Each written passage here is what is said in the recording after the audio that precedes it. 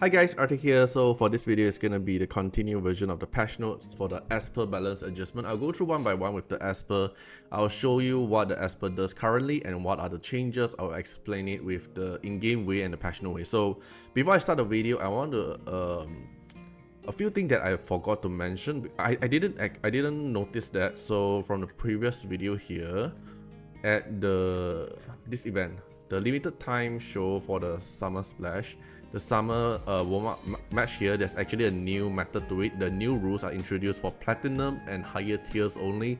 So there's a 1 Esper rule now, so as the player cannot select a duplicate Esper during the selection phase. So let's say I already picked Chuyao, then the enemy cannot pick Chuyao again. So it's more limited with what Esper you have and what kind of strategy you have. So you cannot just brain dead always use the same 5 Esper, because we can actually like guess, oh, that guy is gonna play this kind of combo, so let me pick that Esper so that player is not able to play that combo, something like that.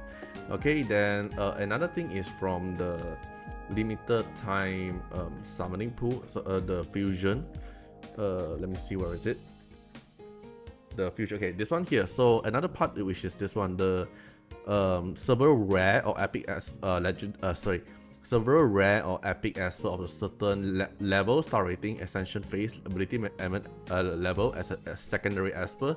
After fusion, they will reset back to default, but the Rezo and the other upgrade will not be consumed. So basically, they want to use this kind of method to let you use your overload EXP mon, overload ascension material, and overload epic and rare Esper ability mon.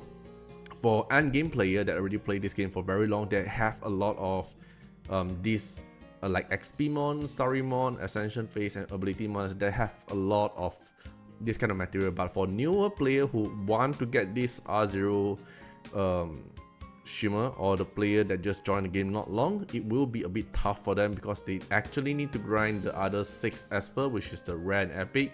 And maybe some player doesn't have Yamato or doesn't have Yuuhime, then they also need to spend some wish stone and also spend stamina to compete in the championship event to get a base reward at least for Yamato copy. And about the legendary ability mod, cause it mentioned they need to be max skill, right? From the new version preview, I already feedback to them, the dev stream. I hope they will consider changing that when they release in global server, because there's still time. We still have 1 week time before they put it in global server, so everything now is still not at the finalized version. They always change it before they put it at the global server. This is for sure, because PTS server is still a test server. So PTS server is on Thursday, which is 2 days from now. I do a live stream for that, so it's still not the final version, but we can take a look. Alright, so first Esper we're gonna see for today is gonna be Norah. So Norah is getting a massive buff. I already read through everything. I already analyzed what they are gonna do. So this is what Norah gonna do. So S1 here, normally S1 here will give you the tempo, this kind of 3 different buff, right? But this 3 different buff will actually like replace each other. So let's say when you get Presto, then when you get this effect. But when you get like Largo, then you use Largo effect. But instead of that, they will not replace each other, because now they will stack. So what I understand is like now you have Petros effect and Date effect and Largo effect at the same time. So these 3 effects will stack each other instead of replacing them. So this is my understanding for it. And then the S2 here, this is the most major part in her kit in my opinion, because what Norah in the current banner or the current usage on Norah is, because if you want to use her main output, or the main reason, you have to actually cast the S2 to do the counter attacking, which is very inconvenient, right? So they change it to now able to counter attack without casting Rainbow Rondo, which is not, you don't need to cast S2, then you already have it as a default. So any of her teammate, let's see, okay, but they change it. So any of her teammate takes a hit before her turn, so it will change it to when Norah gets a hit, then she will cast S1 to do damage, so we'll counter attack with S1, and then when counter attack with S1 we'll gain different bonus stack, which is either you get Kratos, or either you get Endete, or either you get Largo. Okay, then when Norah have these 3 kind of effect at the start of her active turn, so even though you have these 3 stack, you have to wait until Norah get her turn, then she will cast S3. It's no longer going to be the Rainbow Bridge thing in our current game here. It's going to be a Rainbow Bridge thing. When you hit the 3 passive, you're going to cast Halcon Harmonic, this effect. But they're going to remove it. They're going to just make it when you have these 3 stack, and when she take her action, then she will cast S3. Okay, then her S3 also got changes. So this S3 now will dispel several debuff from an ally. Each ally will dispel several debuff. So it's a dispeller now, and then inflict attack down to all enemy, so it's a debuffer as well, and then extend all the debuff duration, which is very good because extend debuff is actually a annoying effect, and then deals damage to all enemy 4 times, which is a multi-hit, and then the last hit deals extra true damage based on the target's max HP, so this is something good as well. So I think the true damage portion will be something like this: 15% of target max HP and up to 150% of Norah's attack.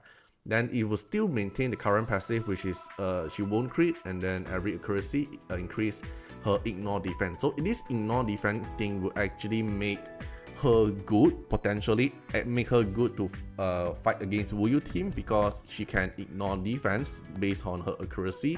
She can deal AoE damage, and then the last hit is true damage.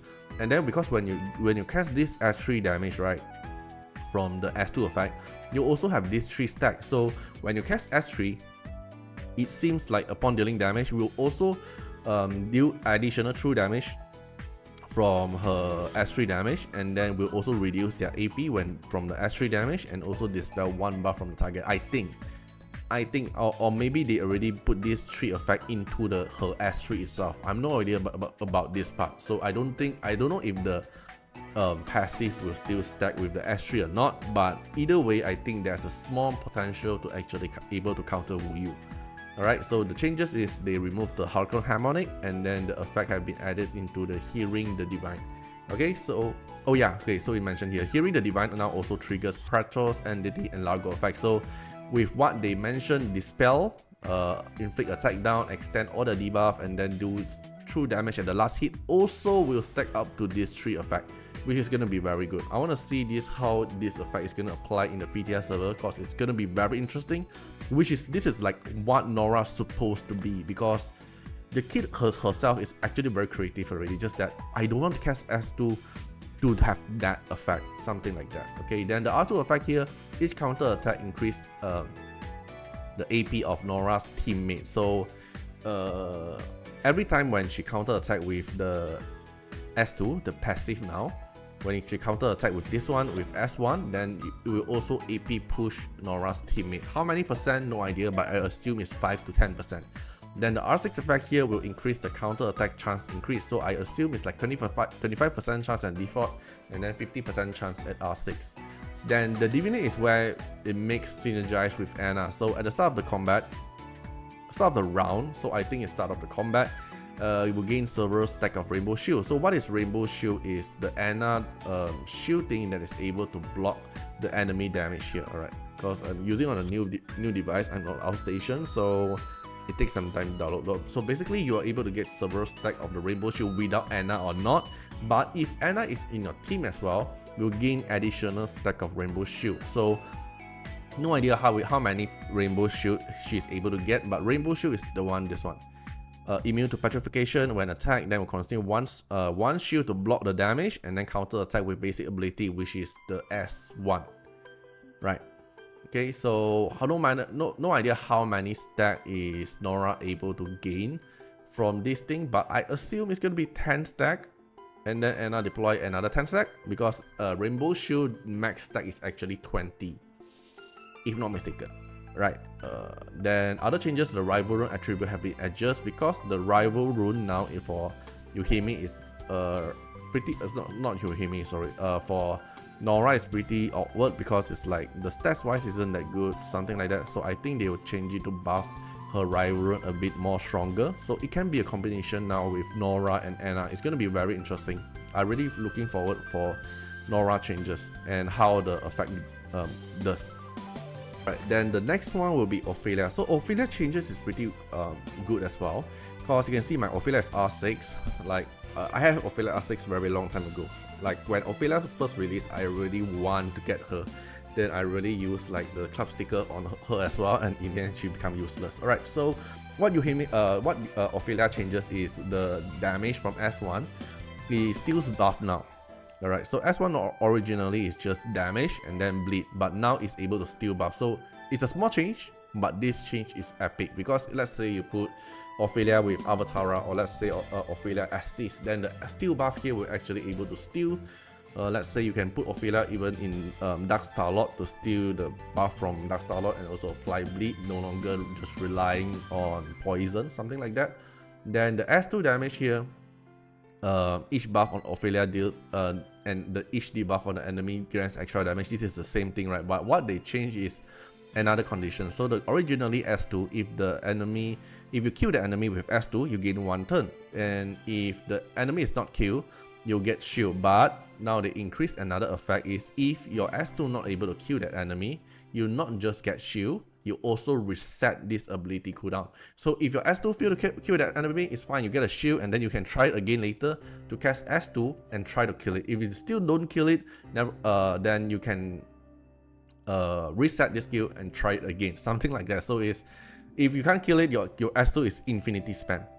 Then your S3 effect here, they changed the perform pursuit attack here, because originally your R6 effect for Ophelia is max pursuit times increased to 4 times, but they make it into a default set, and also the damage reduction has been removed. So what is the damage reduction is every time when you cast Ophelia's S3, your S3 damage is actually getting reduced and reduced per hit. So originally 100% damage, and then become 80%, then become 60%, then become 40%. That's why Ophelia is so weak, is because every time the damage hitting on the enemy is getting lower and lower and lower. That's why Ophelia is weak. But now they remove that negative effect of Ophelia S3. So now Ophelia S3 now will able to hit 4 times and then no longer reduce. So every 4 times here is going to be a damage of 240%. You can level up to 270%. So it's 270% times 4. So it's a total multiplier is 1080. 1080 from 1 S3. Okay, so it's going to be very pain from these Ophelia changes. Then not to mention, you will inflict defense down first before you hit it. And not just that, your R6 effect on Ophelia, which I have it now because I have high res on Ophelia. Ophelia will reset the pursuit attack counter when pursuit attack kills an enemy. So let's say Ophelia S3 kill already hit 3 times, and then the 4th hit kill that target, and then it will reset the pursuit attack. So from 0 pursuit attack, it will reset back to 4, and you can continue able to pursuit on the other enemy. So let's say she able to kill the first one with 3 pursuit, then she will reset the counter, become back to 4, and hit the next enemy. If she is able to kill the next enemy with 4 hit, then it will continue this until she's not able to kill the enemy, which is very good, very OP, because she have the potential to click 1v5, where let's say the enemy, everyone is like low health, and she's able to keep resetting the skill. She have the potential to 1v5 the whole team. Okay, then Fatimah changes is interesting. Basically every Esper changes I'm saying interesting, right? Because I really like the changes. Like the last patch we already have one Esper balance change, and then now we have another one, which is very big W in my opinion, because Esper balance is a very risky thing to do, and then you don't really see a lot of Esper balance that often. So they make it like patch until the previous patch and have one, and now they're gonna make it one. It's pretty massive. Okay, so Fatimah changes, they're gonna make it in more synergized with Amir. So what the changes is, well, Fatimah's originally S3 will deal damage already, right? Will gain more attributes bonus, which is 1% from the stack, but they're gonna increase it. They're gonna increase the stats they're able to get. Let's see, where is it? This one. now gains more attribute bonus when her teammate gains enemy gains buff. So I think it's gonna be 1% increase to 2% as the base default, so it's no longer just R6, because R6 here, it's not R6, R2 here will increase 2%, but instead of 2% as the R2 effect, I think it moves to the base one, so it's 2% increase instead of 1. And then the effect of Fighter Resolve have been adjusted to continuously increase Fatimah's damage mitigation effect. So I think the changes for that will be this one. So Fighter Resolve is damage taken minus 50% at the start of the combat, but after she casts the S3, then this effect gone. Basically it's a useless buff, but they're gonna change it into a continuously increase her damage mitigation effect. So I think it will be like at the start of combat will reduce damage taken 10%, and then everything every time enemy gain buff, or maybe the more action she takes, then the more damage reduction she's able to get, max 50%, I guess. So it will be a good buff, which makes Fatimah will have always have a sustained damage reduction in her kit. Then the S2 effect here changed into a new effect. When Amir casts S3, this Justice Reserve is S3, so when Amir casts S3, then Fatimah will follow up with a assist attack which is S3. So Amir casts S3, maybe do all the pew pew, and then Fatimah will follow up with another S3, or maybe Amir casts S3, then Fatimah S3, then Amir only follow up with the pew pew, which is a very good synergize, because they hope that they are able to make Amir and Fatimah will have the potential to fight along each other. Then Amir have a buff, which is surprising because Amir is too good to actually have a buff, but the buff is actually a new passive effect that will make Fatimah make Amir able to take some ability damage for Fatimah. Basically, it's like the synergize with Archibald and Mavis. Archibald will take damage from Mavis, but with a certain portion, like maybe 25% of it or 15% of it, but it's still good because so now Fatimah is gonna have extra attribute bonus, which is this one here. Every time enemy get buff, and it will increase 2%, right? So make her tankier, and then the Fighter Resolve here will increase her damage taken reduce, which is more making her more tankier. And also Amir will help Fatimah to absorb some of the damage, so Fatimah won't die that easily. Because the main issue that Fatimah is weak in our current game now is because Fatimah is too squishy. Every time she casts S3, people counter attack, Fatimah dies. So I think these changes is good because Fatimah really needed that damage share to make her survive. So I have no idea if this will make Fatimah good, but it is definitely better than what she is at the moment. Then the next one is going to be Yuuhime. So Yuuhime changes is one of the best changes in the current patch. I think it's like the biggest winner for this patch, I would say, is Yuuhime and Yamato. But basically every one of them here is a big win, right? But I would say Yuuhime is one of the bigger win ones. So Yuuhime here, the S1 damage here, the S1 originally deals damage and then grants immunity for 1 turn, and then have to consume all the health hand stack, but it will increase the damage. But now the S1 damage here, they change it, so deals damage to one enemy based on attack, amplifies damage based on the stack count of health hand stack, which is still the same. You still increase the damage, but you no longer give immunity by yourself, so you cannot extend the immunity buff. But you have a new thing, which is reduce the enemy attack throughout the combat up to a certain percentage. Not sure if this is a debuff or like the red debuff, or it's gonna be a silver debuff, or is it a gold thing, a gold debuff or silver buff on Yuuhime, and then it will reduce enemies attack throughout the combat. Not sure how it works, but yeah. So basically you don't remove the health hand stack, but you still increase the damage based on how many health hand stack. But keep note, they actually changed the effect of health hand stack, and you're no longer able to get like tons of health hand stack at the start of the combat when Yuuhime casts her S3. Alright, they're gonna change it.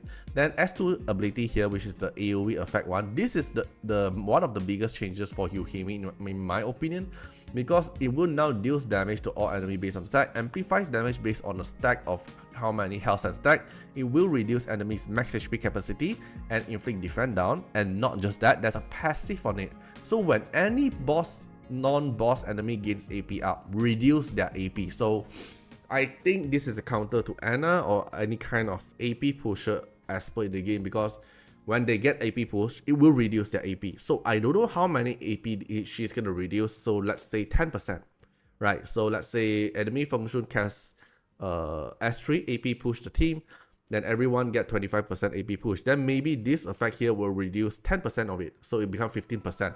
Yeah, but not just that, it will also inflict a hamstruck for 1 turn. So this hamstruck buff is originally a debuff only for Cube Miracle, and Cube Miracle debuff is when the enemy get this debuff, there will be no AP changes. They'll here cannot get AP up and cannot get special turn. So this one will actually disable a lot of Esper that is wanted to do special turns. So special turns such as, like, I assume it's like something like Momo.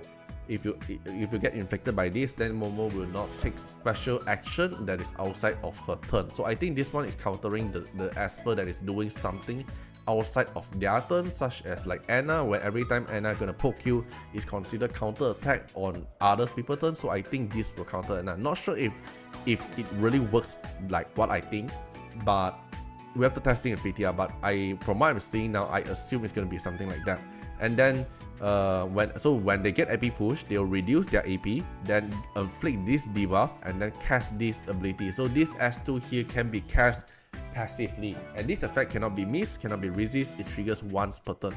So it's a very strong counter against the AP pusher or the AP meta like TA, like Chuyao. Chuyao will also AP push from the like set, and also Chuyao's passive will also AP push a lot passively, right? Then S3 here deals damage to all enemy. Basically here is the same, but they added a new effect, which is the hamstruck before dealing damage. And then the fewer the target, the higher the damage. Cause originally I don't think there's this effect, right? Oh wait, that is the fewer the enemy, the higher damage. But you have to know that now the current S3, the one that they're gonna increase it, you're no longer gonna get the health hand stack instantly a lot. Like originally we are able to get a lot of health hand stack as long as we have a lot of debuff on the enemy, then you are able to get max health hand stack instantly, right? But the passive here, they can change it. So the way to let you get more health hand stack is at the end of Yuuhime action. So you want Yuuhime to keep getting action and then end her turn, and then that's how you're gonna get more stack. And then the effect of the health hand is increased attack. Stackable with a limit, I think it's gonna be 6, same as the one we have now. And yeah, so the changes effect they wanted to try is they want to make the Beyond the Grave effect, which is the S3 here, which is able to clear the enemy target's AP and inflicts the hamstruck. So it's a counter towards the Esper who keep getting AP push and also get doing a lot of action outside of their turn, which is kind of Anna as well, right? So Anna have a lot of counter now, but doesn't mean Anna is not good. Okay, then R2 effect here, each health hand have a chance of casting ability Yuuhime S1 more. So you cast S1, it deals damage, and then it will inflict what's that called? When you cast damage and then you increase your damage, choose how many health hand you have, and also reduce the enemy attack. Then this one here will let you cast the S1 one more time, and the more health hand you have, the higher chance it is. But you cannot continuously keep triggering. You cannot S1, S1, S1, S1. You can only S1 and trigger max one more time. That's all. Then R6 effect here, when Yuuhime active turns end, the teammate with the highest attack gains AP. So this is a very good thing because it didn't specifically mention any Esper. It didn't specifically limit any Esper. So this teammate here will increase the highest attack. So let's say I pair Yuuhime with Momo, then Momo will be the highest attack. So that my Momo here will gain AP when Yuuhime turn end. And if my teammate of the highest attack ends, so let's say Yuuhime already, let's say my Momo already finished the action, then Yuuhime will get AP. So it's a very good synergize with Yuuhime plus the highest attack. Then they'll keep on AP pushing each other to let them keep getting turn. How many AP push? No idea, but I assume it's gonna be 10%. Then another thing is the captain ability ally speed is 25%, which is same, right? But they added a new thing. For every one Twilight Order member, which is either Yamato or either the new Shimmer deployed, speed is increased. What? What do you mean like speed is increased? Does that mean like if I put in Yamato or I put in the new Shima Esper, it will increase like more than 25%? If it's really that case, then Yuuhime will actually be the highest speed universal Esper in the game. So let's say 1%. Alright, 1% is already good enough. But I assume it's going to be 5%. So 1% here, ally speed plus 25% will make it into 27%. So it's 2% more extra speed will actually change the whole speed calculation in the game here, because every universal ally speed is actually just 25%. But now it's no longer just limited to 25%. You have the condition to actually increase it, which is crazy. To be honest, it's very crazy that they actually broke the limit, because usually it's only 25%. Then the next Esper changes is gonna be Yamato. So Yamato changes here is a very good synergize with Yuuhime, which makes them finally shine, because Yamato and Yuuhime have been released like 1 year plus since the Yamato release, and Yuuhime it's already more than 1 year plus, and they finally gonna be useful because they have been useless for a very long time. Okay, so Yamato changes is from the originally S2, so they remove the AP absorb condition. So originally your Yamato S2, the AP absorb here have to be crit first, right? Absorb AP and distribute it evenly across the all allied upon a crit. So if you don't crit, you are not able to trigger this, but they removed it, so you can still AP absorb and distribute this AP that you steal to all your ally, but no longer needed to trigger the crit. And each Rashomon will deal extra true damage based on Yamato defense. Interesting, because there's more true damage Esper in the game now. I mean, like, he deals true damage already, originally, just that you need to consume all the Rashomon, which is not making him a consistent true damage dealer.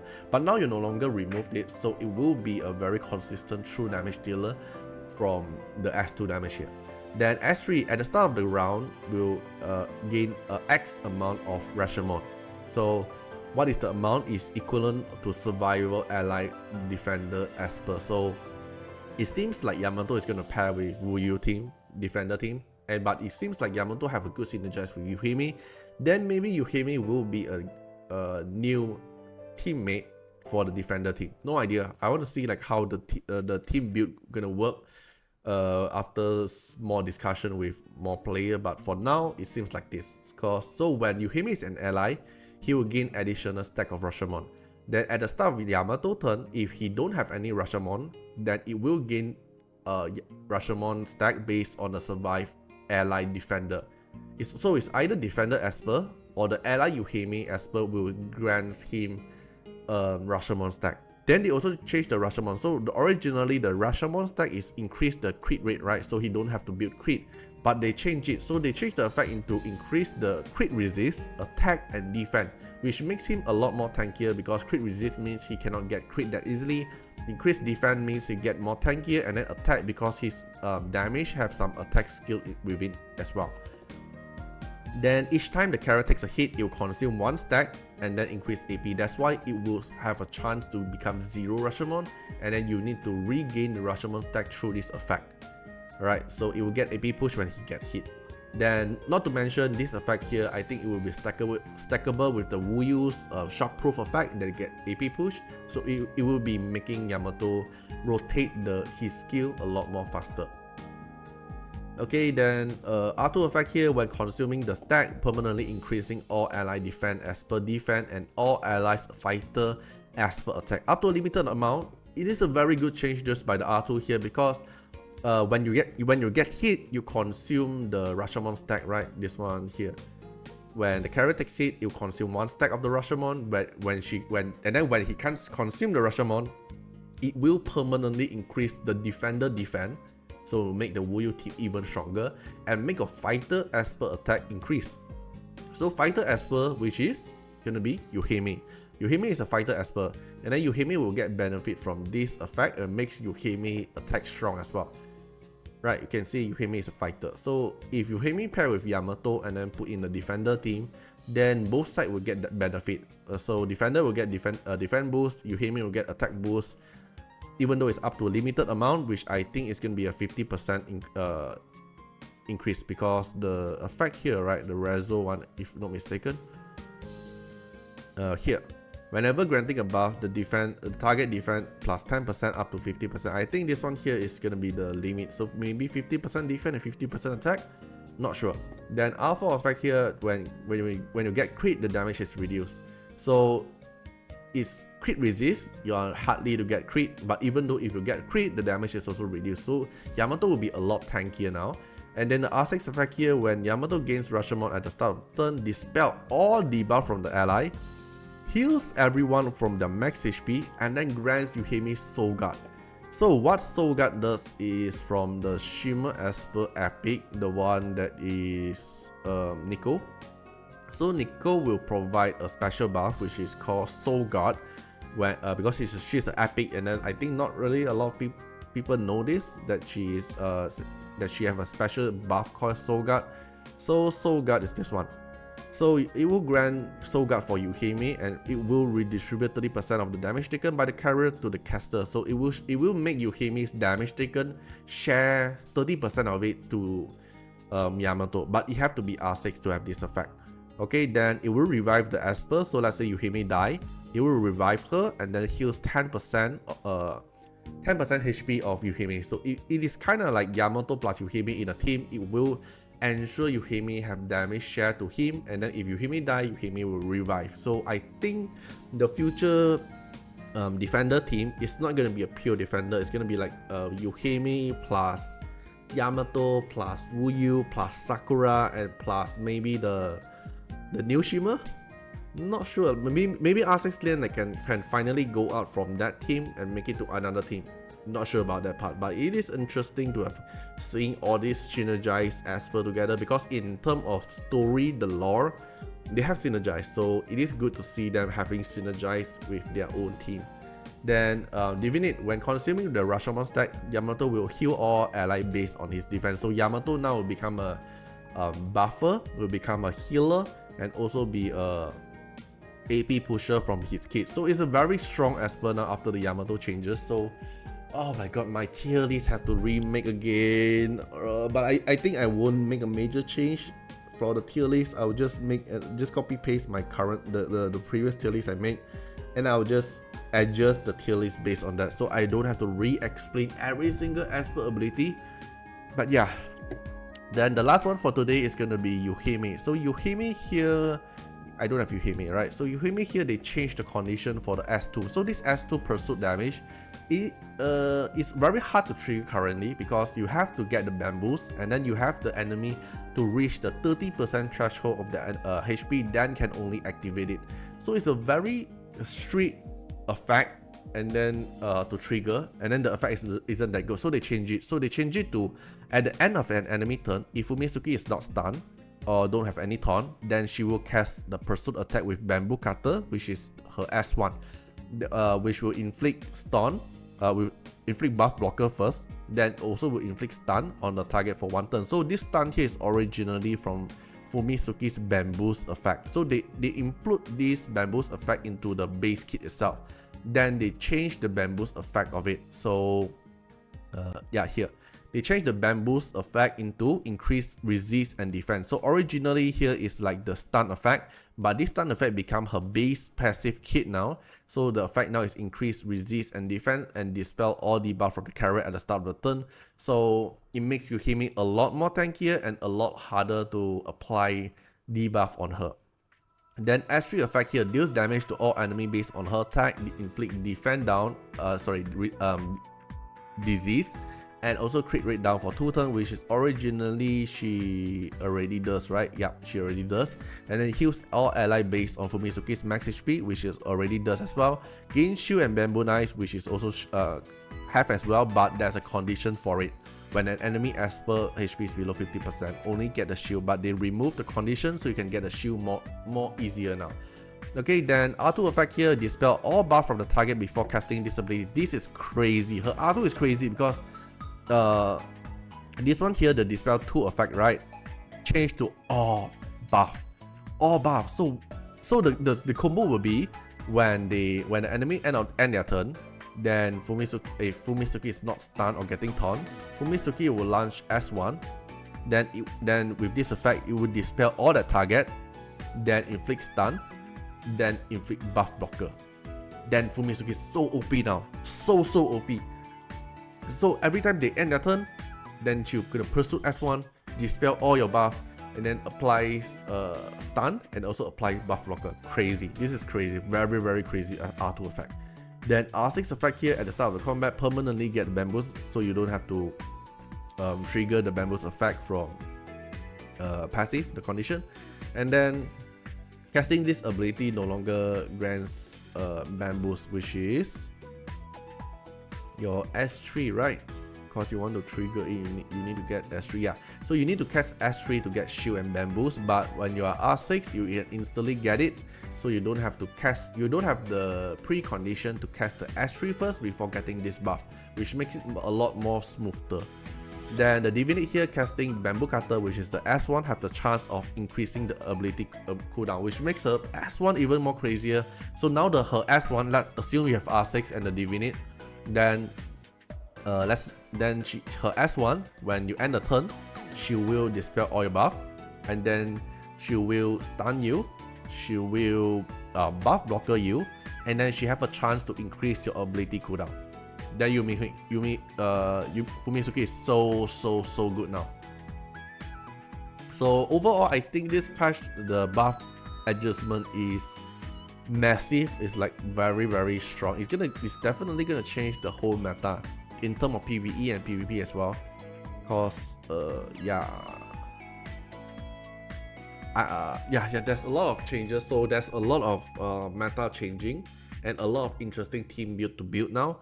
So we're gonna see like how the environment goes. If I have any update of the Esper that I can show you after the PTR changes, after the PTR is released, I can able to make the video, right? Then I'll make a video and introduce them by showcasing their kit. So for now, from this all just based on my understanding and how it works. So feel free to comment down how do you guys think about it.